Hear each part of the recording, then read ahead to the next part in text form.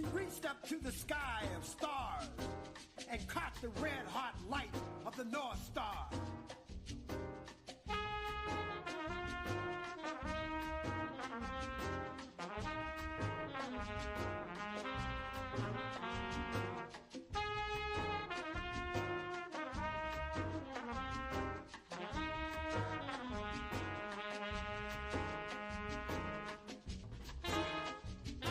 She opened the earth, walking with blood-soaked feet. She challenged the whip, the gun, the knife.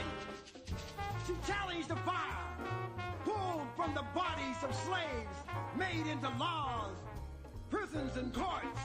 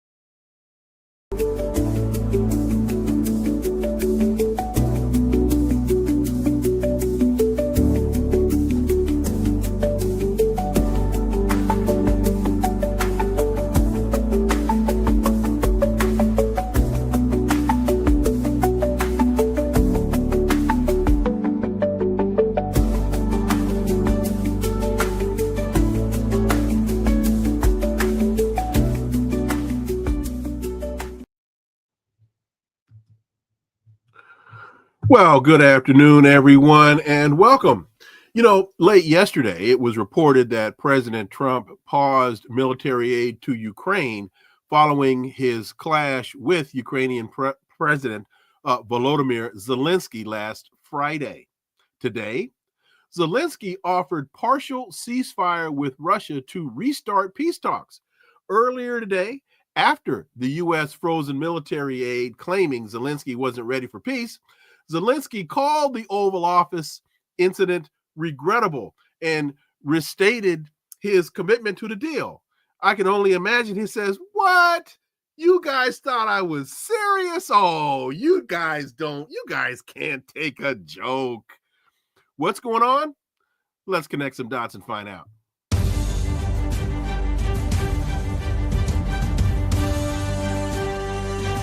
Connecting the Dots with Dr. Wilmer Leon, where the analysis of politics, culture, and history converge. Welcome to the Connecting the Dots podcast with Dr. Wilmer Leon, and I am Wilmer Leon. Hey, here's the point. We have a tendency to view current events as though they take place in a vacuum, failing to understand the broader historic context in which most events take place. During each episode, my guests and I have probing, provocative, and in-depth discussions that connect the dots between these events and the broader historic context in which they occur, thus enabling you to better understand and analyze these events that are impacting the global village in which we live. On today's episode, the issue before us is, yesterday it was reported rattled European leaders said Sunday they were doubling down on supporting Ukraine and boosting military aid following the televised Oval Office blowup between Trump and Zelensky. What's going on? Well, let's talk with my guest. He's an independent investigative journalist. He's the author of 3 books, The Frozen Republic, The Velvet Coup, and America's Undeclared War. And he also has a great piece entitled From Hobbes to Trotsky, which you can find at Permanent Revolution. Dan Lazare. As always, Dan, welcome back. Thanks for having me. So I told everybody on Friday, and I've been saying this for 2 years, as soon as Zelensky was told to get back in line, he would get back in line. Dan, I have a very, very, very complex political science question that I'm going to pose to you off the top.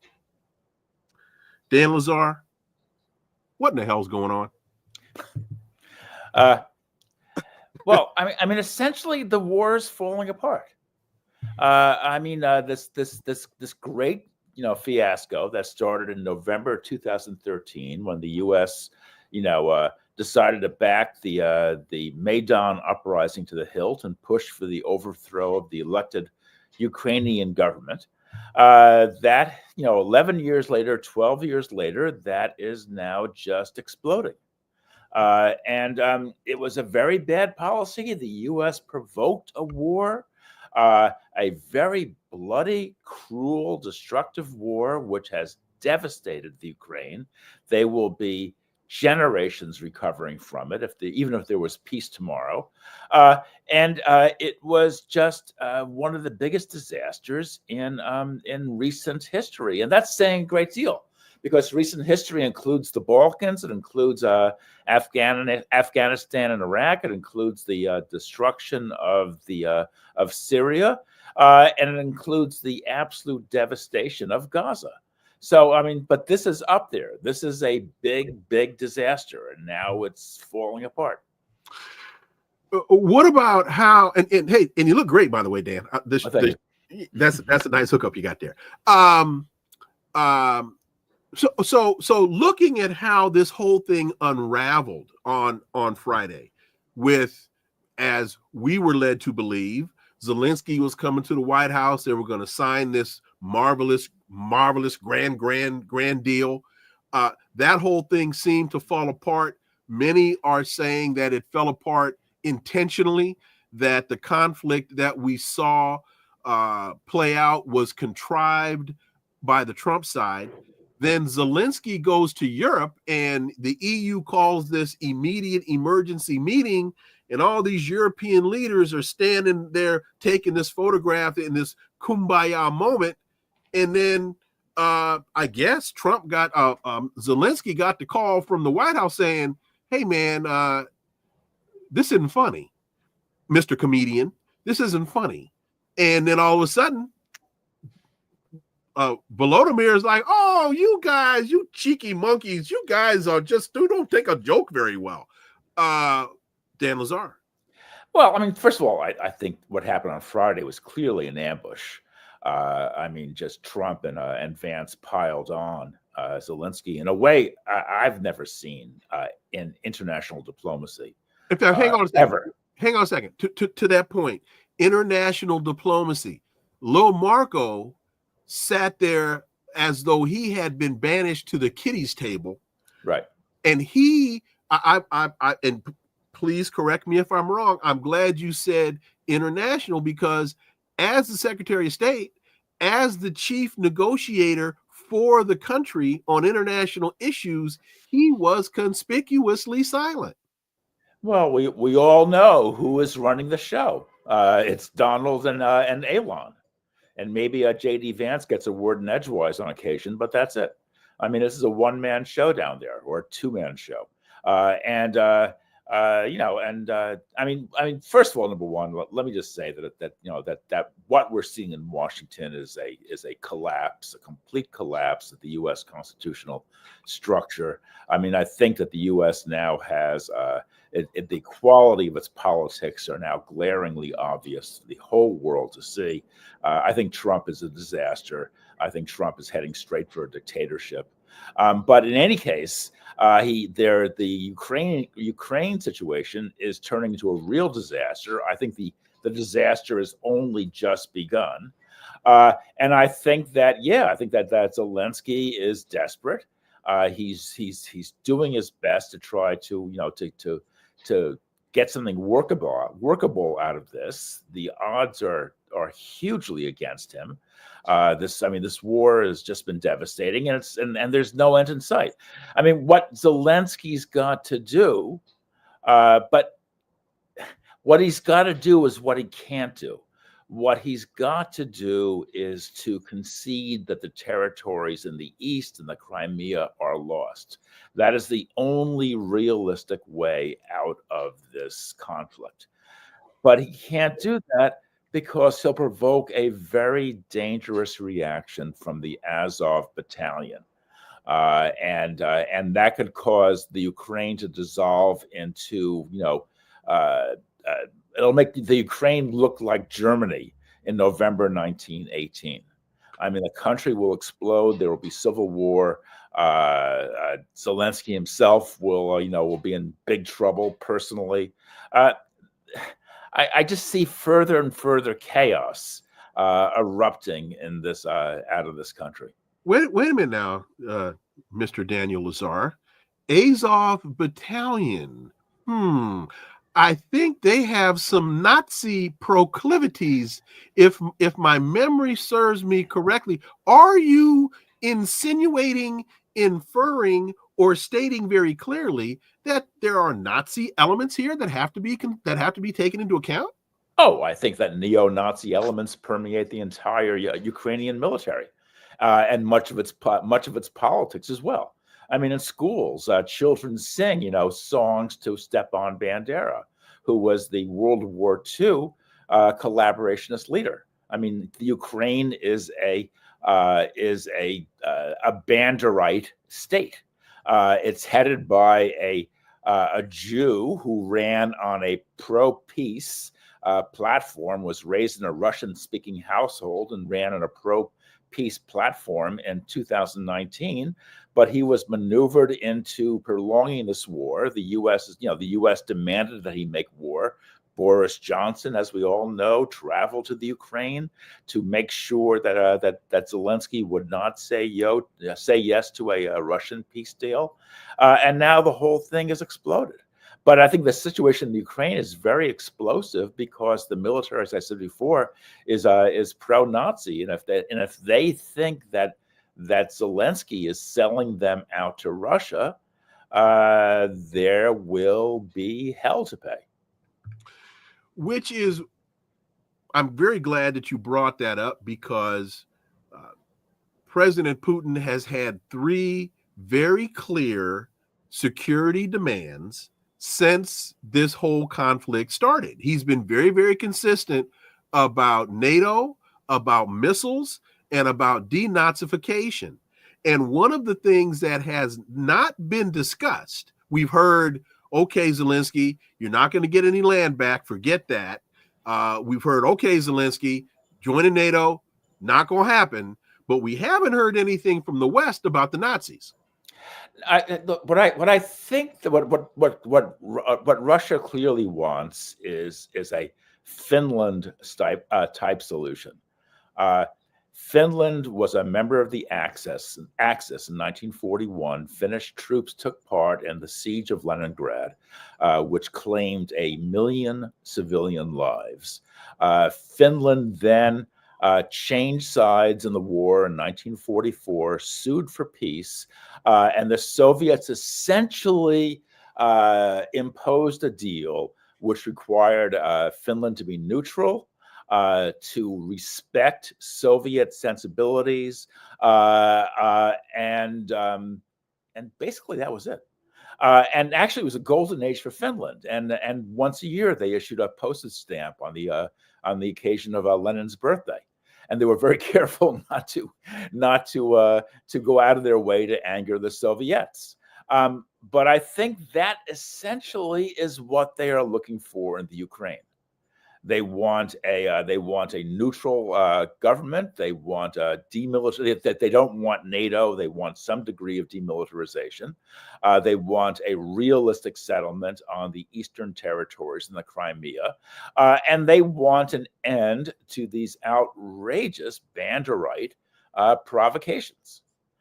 So therefore, I think that is what a peace would entail. I think it's not unreasonable.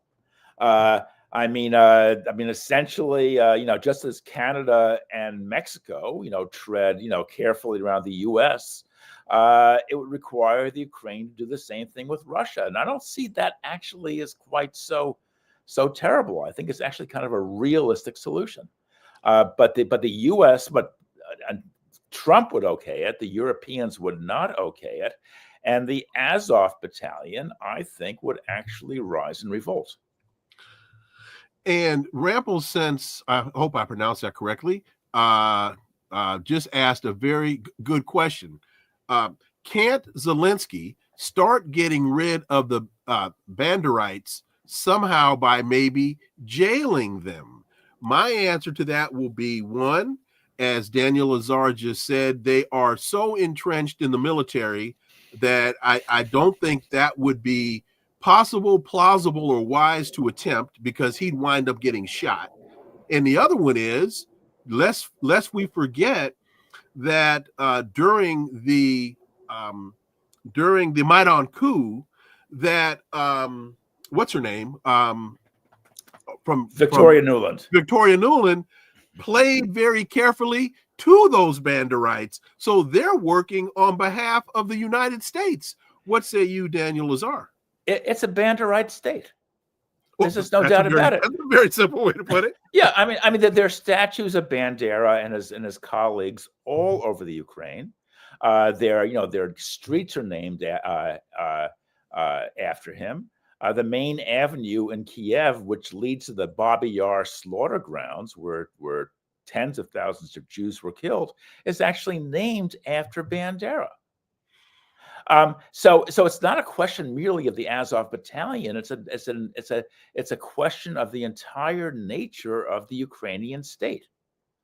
And so the Russians want denazification, just as the Soviets demanded denazification in Finland after, in 1944. I think it's shocking that the Bandera influence has been able to become so strong over the years. I think it's shocking that the U.S. never said a word, or that the Europeans never said a word, or that this entire question has been buried. But yeah, that's what they got to do. But as you say, this Bandera quality is so deeply entrenched in the Ukrainian political structure that it's not easy to remove. And if Zelensky tries, I think that Zelensky would face a major revolt on his hands. CNBC published this on yesterday. Trump upended U.S. policy on Ukraine and Russia upon taking office in January, opening talks with Moscow. The reversal culminated in an explosive confrontation with Zelensky at the White House on Friday, in which Trump upbraided him for being insufficiently grateful for Washington's backing. Quote, President Trump has been clear that he is focused on peace. We need our partners to be committed to that goal as well. We are pausing and reviewing our aid to ensure that it is contributing to a solution, end quote, said a White House official on Monday. Dan, opening talks with Moscow, I think, is a great idea. You can't reach a peace agreement unless you are actually engaging with your opposition. Now, some of the other rhetoric is rhetoric and it's garbage. We know that. But as the adage says, even a broken clock is right twice a day. So on this one, I would tend to side and err on the side of caution with the White House, as opposed to the Biden policy, which was, if the phone rings from Moscow, don't answer it. Oh, well, first of all, the Biden policy was a disaster. I mean, Biden had no way to end this war, and if Biden had been reelected, the war would have gone on for another 4 years, and hundreds of thousands would have more people would have died, and the Ukraine would have been all the more devastated. Biden would be happy to see this conflict go on indefinitely. But the U.S. after pushing Ukraine into this unwinnable war, now wants to strip the Ukraine of its mineral resources. I mean, I think this mineral deal is extraordinary. It's piracy. It's a return to the classic imperialism of the 1880s and 90s. And so I think that someone's got to hammer out a deal, but Trump. I mean, and Trump is veering off to the far right. He's in the pocket of the AfD, or he's backing the AfD, the Alternative for Deutschland, the far right party in Germany. Putin knows what he wants, and the Europeans are trying to put together some kind of last-ditch support effort for the Ukraine. But the whole thing is very unstable, very volatile. We have no idea where it's heading, and the chemistry is really unpredictable at this point. Rumination with Andrew says, we can't shout racism in this war. Surely the empire is racist, but empire transcends ethnic backgrounds. I don't know if this addresses the point. And Dan, I'd love to get your take on this. We can't shout racism in this war. Well, maybe we can, because as I understand the ethnic dynamic here, as far as Europeans are concerned, Russians are not considered white. They are not considered European. They are considered Slavic. And there is a anti-Slavic sentiment in this dynamic that needs to be considered in the analysis as well. What say you, Daniel Lazare? Well, I suppose there's something to that. There certainly has been a tradition of saying that the Russians are not European; they're Mongols. Right. Somehow they're an alien force, and that the Europeans must defend against them. That was a very common theme in the 1920s. In fact, Joseph Pilsudski, who was the dictator of Poland in the 20s through the mid-30s, had a theory of what he called the intermarium. That was the 900 miles or so from the Black Sea to the Baltic Sea. And that was going to be Europe's line of defense against the Russians. It's crazy, but nonetheless, that theory has been resurrected in recent decades. And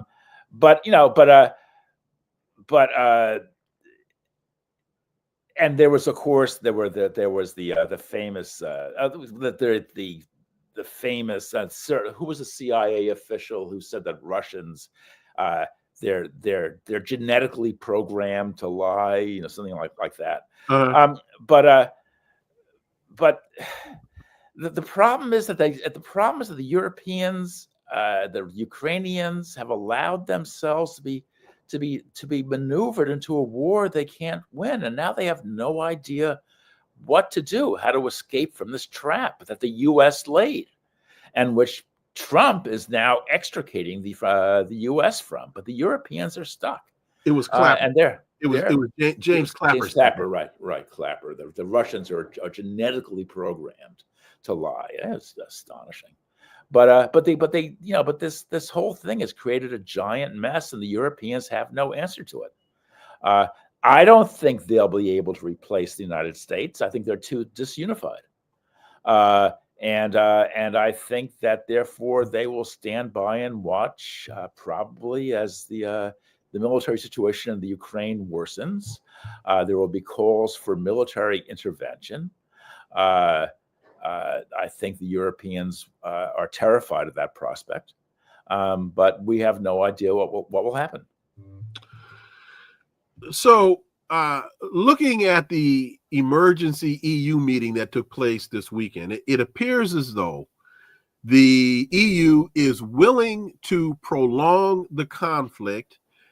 Is that your sense? And if so, is it because they believe that NATO Article 5 protects them, so the defense of a protracted conflict won't be on their nickel? They just don't know what to do. Okay. I mean, that's the problem. So they're struggling. They're coming up with various answers, but none of them make any sense. I mean, they can't actually insert troops in the Ukraine because there will be a domestic explosion in France and Germany, in Britain, but they also can't stand by and watch the Ukraine be defeated. I mean, if Ukrainian forces break, if the Russians start advancing powerfully to the west, there will be panic. There'll be panic in the Western Ukraine, but there will be panic in adjacent areas of Eastern Europe. And so the situation, I'm convinced that rather than peace, we're going to see a great explosion in that part of the world. And I think that things are destabilizing rapidly, so that the Europeans are casting around for answers. They're standing shoulder and shoulder for the moment. But I am skeptical as to whether they will be able to keep this act up for much longer. So to that very point, our simpatico is amazing, because your statements take me right into my next questions. You set me up so nicely. Are we talking about a peace deal? Because I believe, listening to Donald Trump and listening to President Putin talk about his security demands, we're really talking about surrender. Different analysts keep talking about there need to be security guarantees from Russia. But to me, the guarantee really seems they need the guarantee to come from the United States, since the Ukraine has been the United States proxy from the very beginning of this whole mess. But Trump, I don't think, is going to do that. I don't think that Trump is interested in playing that kind of role. I mean, I think maybe if the minerals deal goes through, Trump may say a few words, of that sort. But Trump is not going to commit himself to a major role as a guarantor of the peace. I mean, he'll want the Europeans to do that, right? And they're not in a position to either.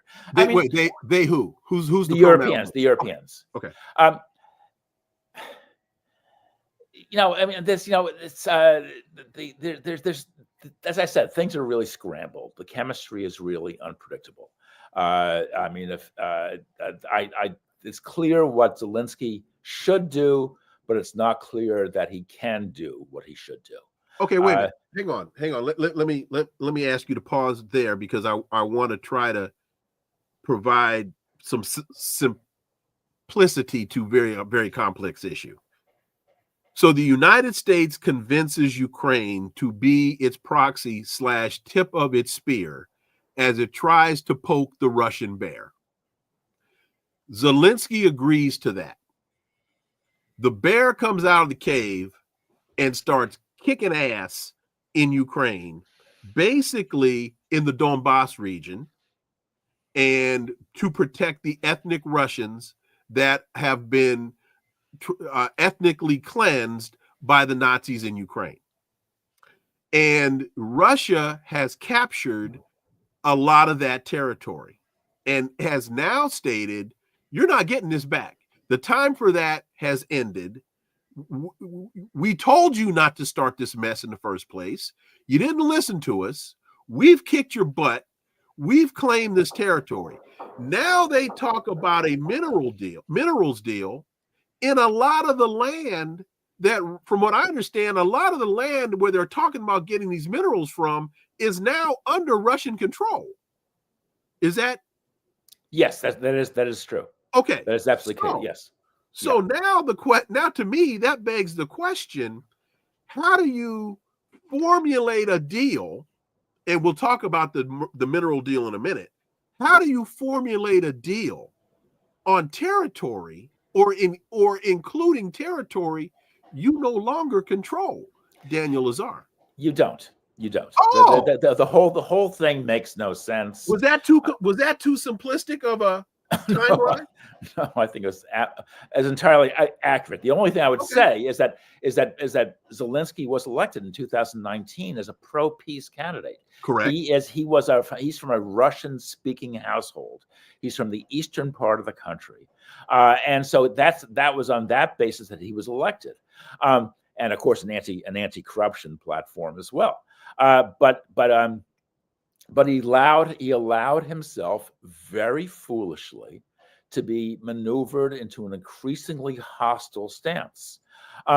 In November 2021, that would be 4 months before the Russian invasion, the U.S. and the Ukraine signed a joint strategy in which they both committed themselves to the recovery of all the eastern territories and the Crimean Peninsula.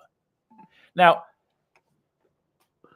imagine Mexico and Russia sign a joint strategy in which they both commit themselves to the recovery of the territories that the U.S. seized from Mexico in 1849. Wait a minute. I got a better one. Okay. Russia and Mexico sign a deal to take over the Gulf of America and reclaim it, the Gulf of Mexico, which, by the way, it is. How about that, Daniel Lazare? Or imagine Russia and Syria, before the overthrow of Assad, pledged to take back the Golan Heights from Israel. I mean, the Israeli planes would have been scrambling within minutes. The U.S. would have backed them up instantly. But yet the U.S. thought nothing of engaging in this kind of outrageous provocation in the Ukraine. And so the U.S., behaved outrageously and provoked a war just 4 months later. Now, let me stress, I don't support that war. I don't think that Putin was correct to launch that war. But wars don't come out of thin air. And so, so the U.S. has got to take responsibility for setting the stage for this conflict. And to your point, I don't agree with war either. But I clearly understand the United States started the fight. And once you start the fight and you start getting your ass kicked, you got to take the ass whooping. I mean, that's... Yeah. I mean, first of all, remember that the war went very well from the U.S. perspective for the first year. In fact, Biden traveled to Lithuania, to Vilnius, Putin went in line in July 2023, and gave a triumphant speech. Russia thought they could kick us around, but we showed they can't. Right. And it was the equivalent of George W. Bush's mission accomplished. Right. Speech on board that aircraft carrier. I think it was the USS Lincoln. It was absurd. It was an example of how ill thought out U.S. foreign policy is.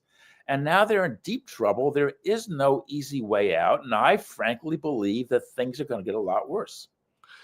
This just reminds me of a moment in my childhood.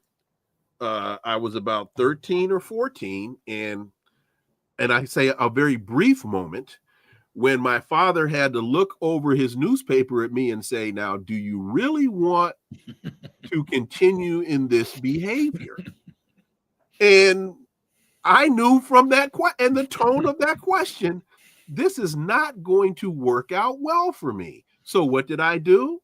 I forever changed my behavior, which enabled me to stay in the house. And so, I put it in those very simplistic terms. Putin told Biden back in April of 22, when Ukraine first sent those, I think it was 100,000 troops to the border, before this whole thing really jumped off, I think it was April of 20, was it 21 or 20? Well, March and April 22, there were active peace feelers going out. The invasion was February. By March and April, there were active peace feelers going out, and there was some thought that perhaps a way could be found to sort of stop this conflict. But then, as you know, Boris Johnson flew out to the Ukraine. So it was 21.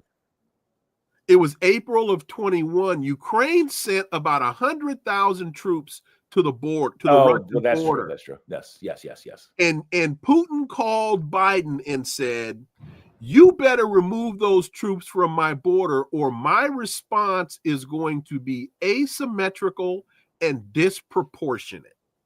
And Biden called Zelensky, and the troops were withdrawn.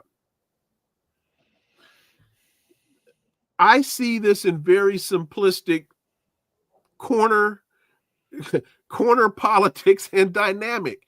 When the bully comes on the corner and taps the wrong guy, the bully gets his butt kicked. And the United States tapped the wrong guy on the corner. It went well for the U.S. at the very beginning, but that didn't last too long. Yes, but it's a bloody mess that I would like to see end. All of us would, as soon as possible. A generation of Ukrainian men has been sacrificed. But see, that's why I get back to the point. This has now reached the point of surrender. A peaceful negotiation where territories are no, you crossed that Rubicon a long time ago, Volodymyr. You just got to accept the whipping and surrender. But as I said, I'm not sure what happens next.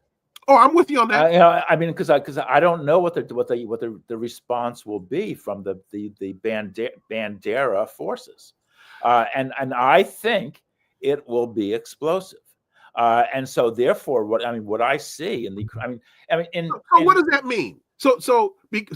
And I asked this very, very seriously, and I asked this in the context when I say what does it mean, does that become a domestic Ukrainian problem, or are the Banderites strong enough to make it an international issue?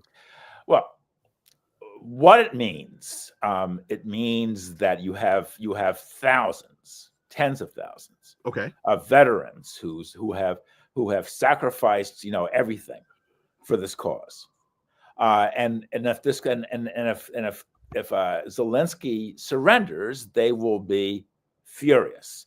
We saw this in Germany, and in November 18, where the Germany surrendered, and the radical right went on an offensive, accused the socialists of stabbing them in the back, and you had the interruption of civil war.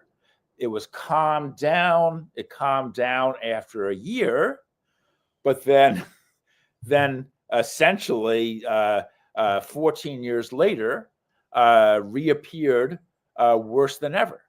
Now, if Zelensky is realistic and signs an accord with Russia in which he agrees to relinquish territory, to adopt political neutrality, to demilitarize and to debanderize, I think you'll see a vast right-wing revolt like the one we saw in Germany in 1919 or 1918. And I think that has the potential to completely tear the country apart. And it could tear apart adjacent regions as well. Okay. That civil war could easily, overflow into Poland, the Baltic states, Romania, etc. So I think things are very explosive, and I do not see an easy way out of this for anybody. I really wish I had a different answer for you. I really wish I had a magic plan that would cause peace to rain down upon the Ukraine, but I don't see it. Optimism manager, we did not start the fight. I don't know who we is. I will assume from that the we is the United States. And Daniel, that takes me to Jeffrey Sachs's piece, The Geopolitics of Peace, U.S. Foreign Policy section. He says, These are wars that the United States has led and caused. And this has been true for more than 30 years now.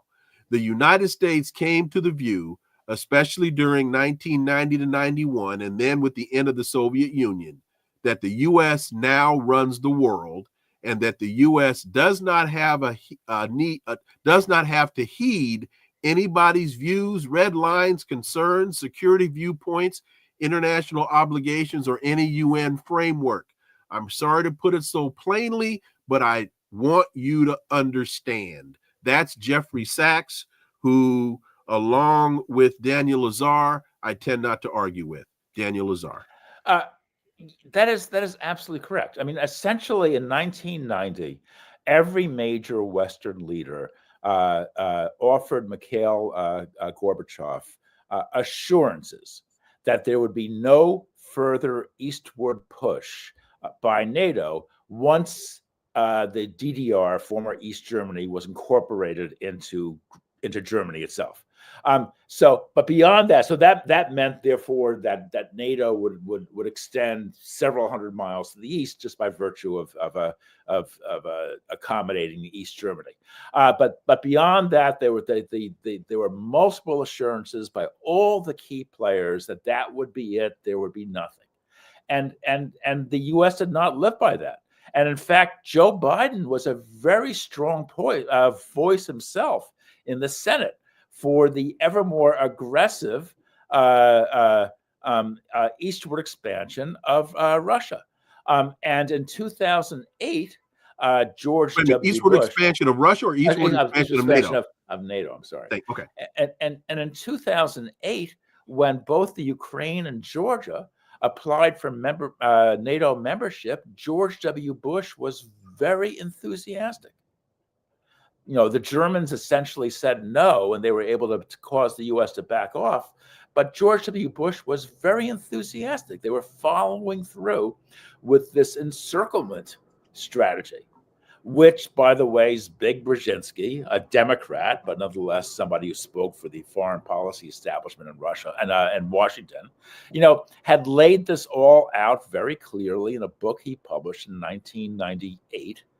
Or 98, I believe it was, called The Grand Chessboard, in which he proposed to use the Ukraine, right, and Georgia as well, but the other East European states, Belarus, etc., as an attempt to encircle Russia, to force it to retreat.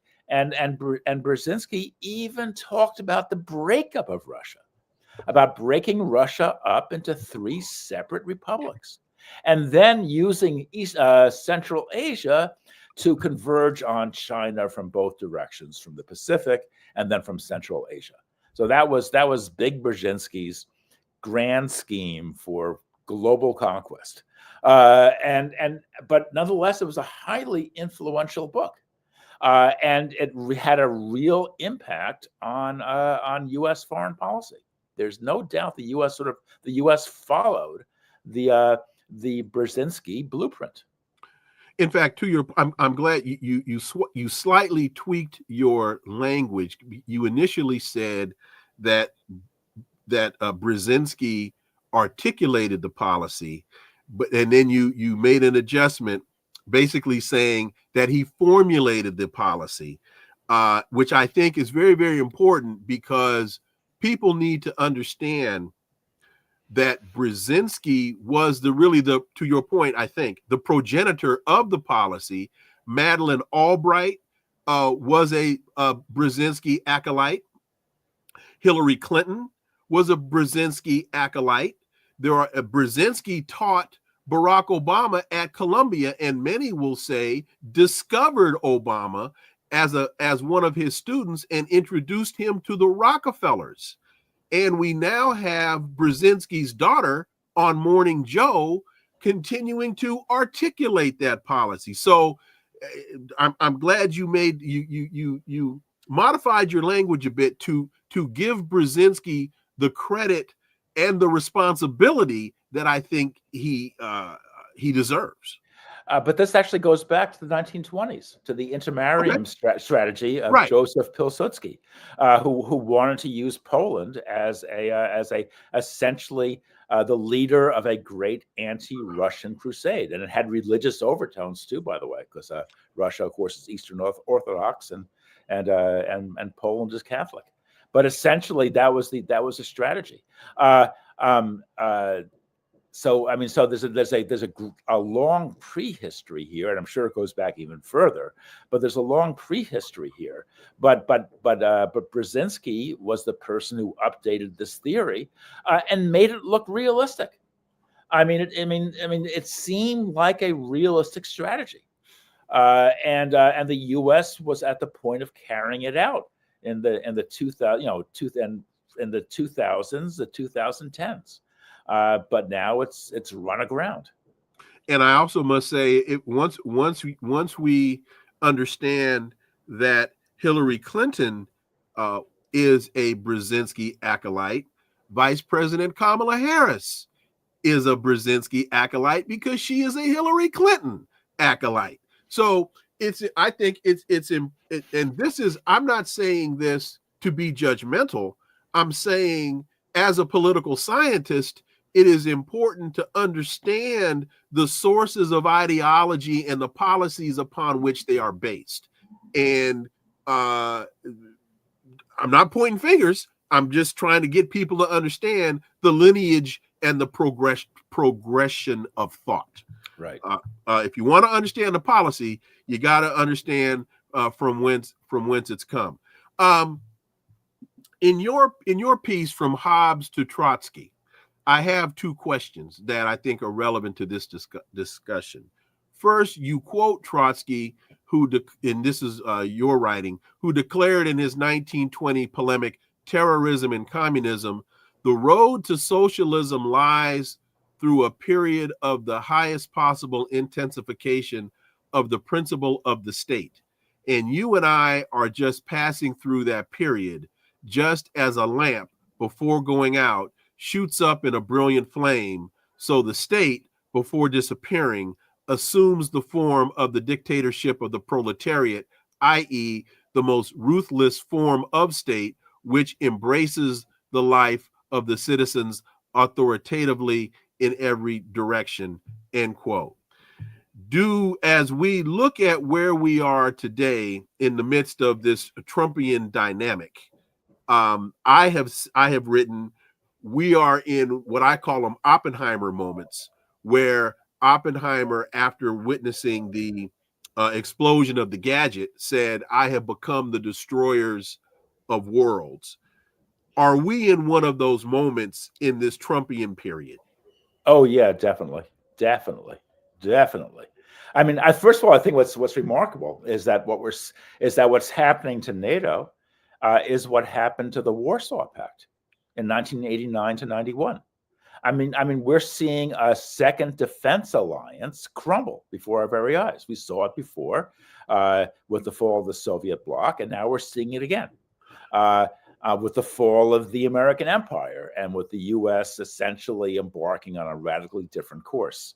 And things are blowing up spectacularly. I mean, this is, this has been building for a long time, but this is a dramatic, reorientation in global political dynamics. Trump is essentially changing sides. I mean, the U.S. was virtually at war with Russia, and now the U.S. is making common cause with Russia and is kind of adopting a hostile stance towards the EU and the Ukraine. So it's a dramatic change. When you say Trump is changing sides, could you elaborate on that? Because I have always said that with Trump being as opportunistic as he is, and as what's the word I'm looking for? Not opportunist, but unscrupulous. Well, unscrupulous, but because he's focused on the deal at hand, and I'm drawing a blank on the term that's used to reference him. But anyway, that he has no guiding ideological principle, and other than the moment and the deal in the moment. So when you say he's changing sides, what do you mean by that? Well, in 1944, transactional. The word I'm looking for is transactional. Right? In 1944, Finland, Romania, and Italy changed sides. They were all part of the Axis. Oh, so he's changing sides for the country. He's not changing sides personally. No, for the country. So essentially, he's moving the U.S. out of NATO. I think it's really quite clear. Okay. He's adopting an outrightly hostile policy towards the EU, and he's radically reorienting U.S. foreign policy. Okay. This is a really, really big change. I mean, you really can't exaggerate the importance of this reorientation. It's very dramatic. It is causing havoc throughout Europe and throughout much of the world. I mean, Canada and Mexico as well. So this is a big deal, and we're right in the middle of it. No, I agree with you. But again, I've never, when you said he's changing sides, I never saw him to be one to have a side personally. That's true. But now I get you now, because in fact, I posit, and this is just my opinion, that was what really caused the fallout between Donald Trump and Steve Bannon, is that Steve Bannon is an ideologue and Donald Trump isn't. And that was a split that was destined to be, simply because Steve Bannon is a staunch ideologue and Donald Trump will go, as Hugo Chavez said about George Bush at the UN, Donald Trump is as dangerous as a monkey with a razor blade, because he'll go anywhere with it. Yeah, actually, as Kissinger once said, it's dangerous to be an enemy of the United States, but it's fatal to be an ally. Go ahead. And that's what the Ukraine is learning. And I want to quickly, I don't want to get too, I didn't want to get away from this minerals deal, because Donald Trump has presented this, and the mainstream media, I think, has allowed this to be misrepresented as something as though as soon as it's signed, we're going to start seeing money flow in. But all the reports that I read indicate yes, there are strategic minerals in Ukraine, but they don't know the size of the deposits, because those mineral deposits have yet to be mapped, that it's going to have to be privately financed and mined, and that it could be up to 20 years before we see any real substantive return on this billion dollar mining investment. It would also require Russian cooperation as well, because the minerals are on Russian captured territory. Right. So it's not going to happen for a long time, and things are so unpredictable. It's not clear it'll happen at all. But there's I think Trump is just he's looting the Ukrainian resources. Listen, I was very unsympathetic to the Ukraine until this episode last Friday, and suddenly I find myself sympathizing with poor Volodymyr, who has been led down the garden path, and now he's being stripped naked by the Americans. This is astonishing behavior, but this is what history may very well have in store for the Ukraine. Well, I don't hold those same sentiments for Zelensky, because I believe Zelensky has allowed himself to be pimped. And one of the adages that I have, but I don't get a chance to use it often because it's so crude, but you can't act like a whore and then cry when you get screwed. Yeah, I thought that's yes, that is a perfectly valid sentiment. Oh, well, thank you. And the Ukraine, yes, Zelensky was made a big mistake. As I said, it's fatal. It's dangerous to be an enemy of the United States and fatal to be a friend. Zelensky made a big mistake of allowing himself to become too dependent on the U.S. not only since the war but before the war. If he had been smart when he was elected in 2019, he should have begun peace overtures to Russia, but he didn't have the strength because the war machine was already in motion. The train had left the station and was speeding to its destination, and Zelensky didn't have the power to turn it around. And to that point, der dumm Deutsche, which I think would translate into the stupid German, says Kissinger's quote is stupid and makes no sense. No, Kissinger's quote is the proper recitation of history. Just ask Saddam Hussein. Oh, you can't. You can't ask Saddam Hussein because he found out being an American friend is fatal. That's how he wound up with a sword in his butt. But there are American friends. Israel is an American friend. Oh yeah, and I think that so far Israel is reaping the benefits of that alliance. That is true. Not the Netanyahu is. I think it's not going to be good for the people of Israel, but it certainly is good for Netanyahu. And I think that the U.S. the U.S. is capable of standing by certain friends, but it really does. But it plays fast and loose with people like with countries like the Ukraine. There's no question about that.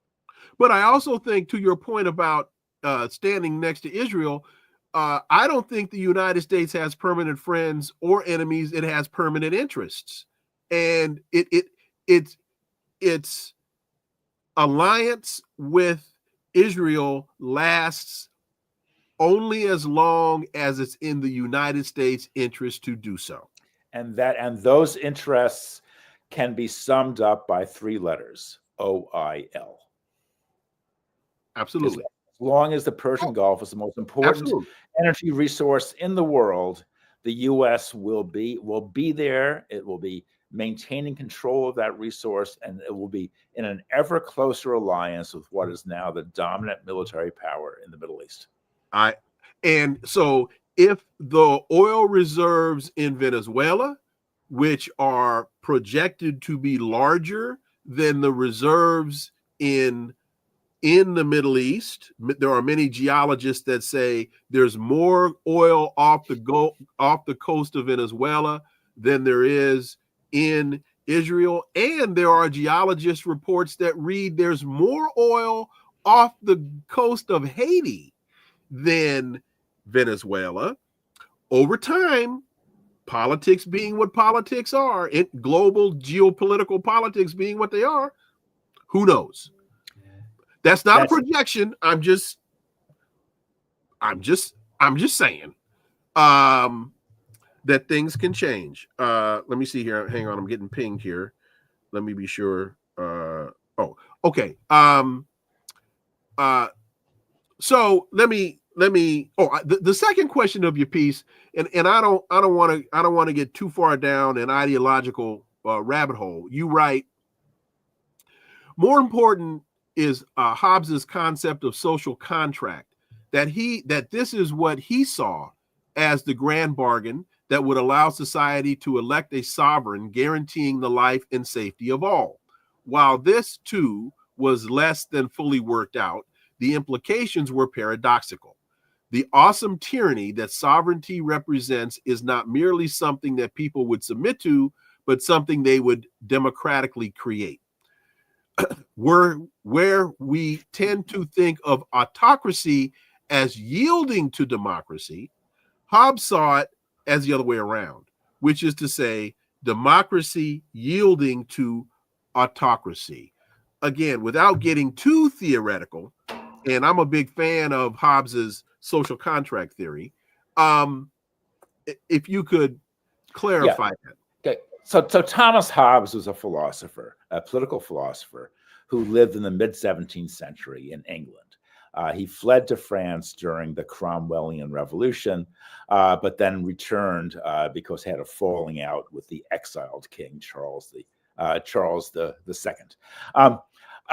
I suppose, but Hobbes had this theory that there must be a monopoly of power in the state, in a sovereign state, and Hobbes conceived of that in terms of an all-powerful monarch lording it over society. But from the French Revolution on, that absolute power was invested in the people.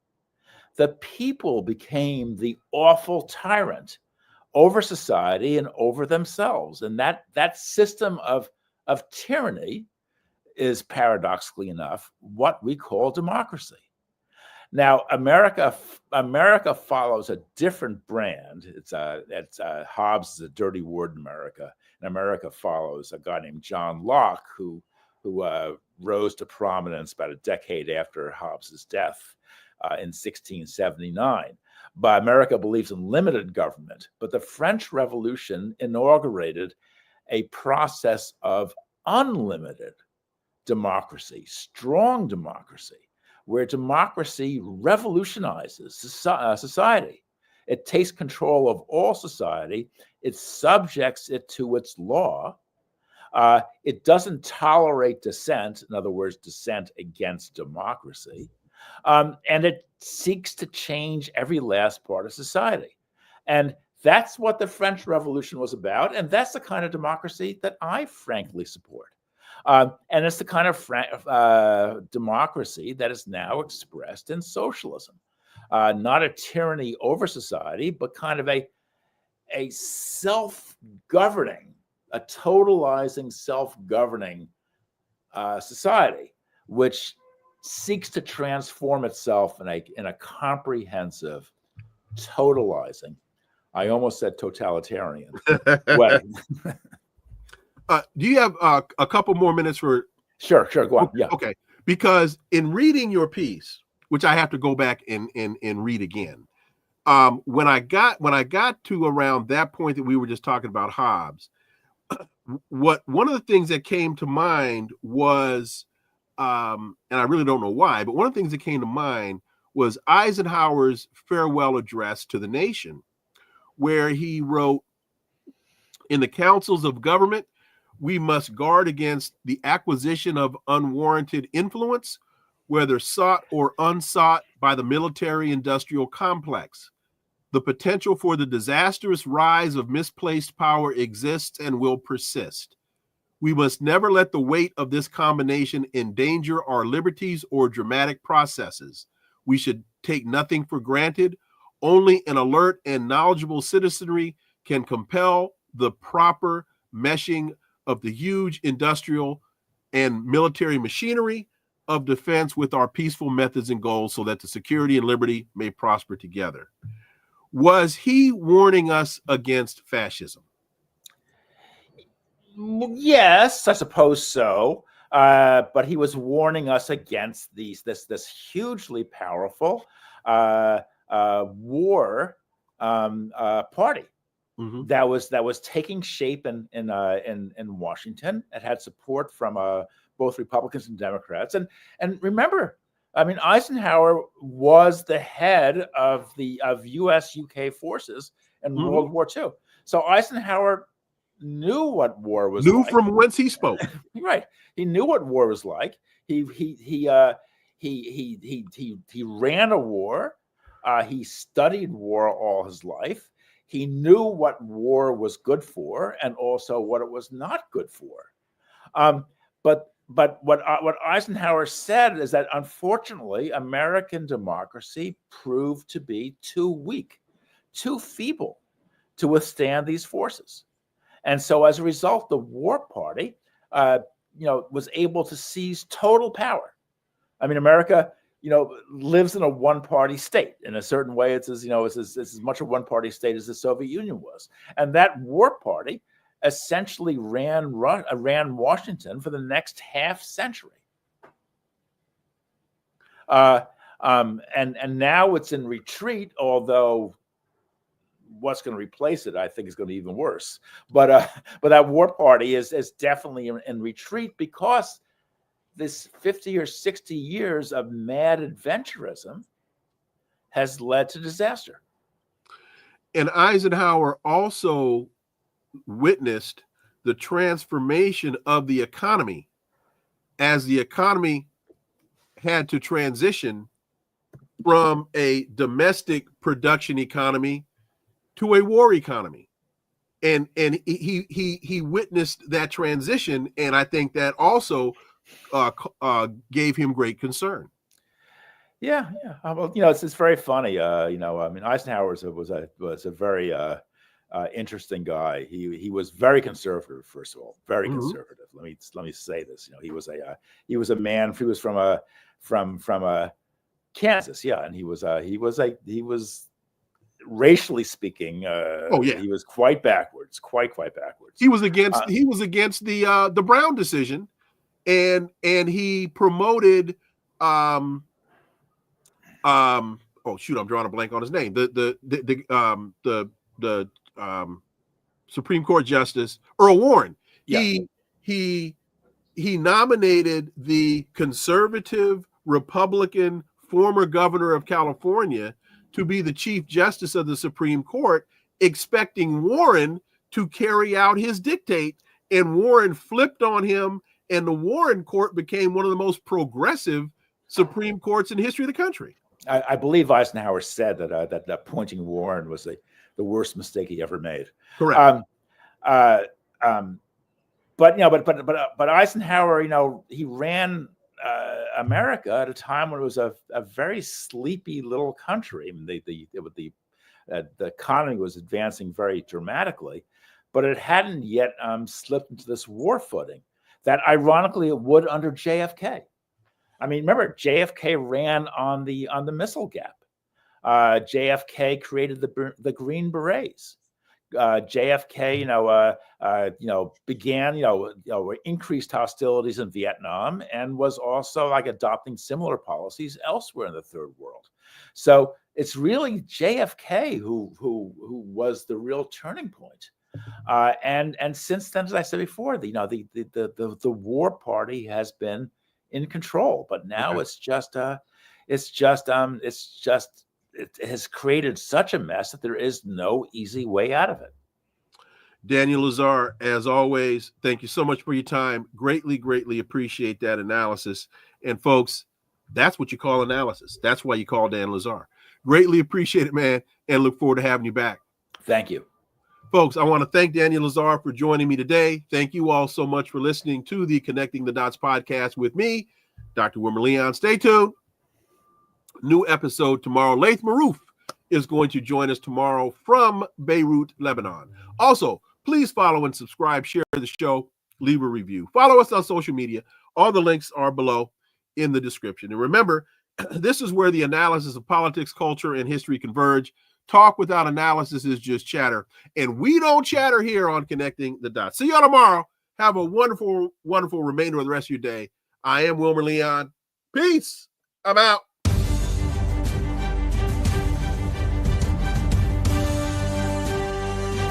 Connecting the Dots with Dr. Wilmer Leon, where the analysis of politics, culture, and history converge.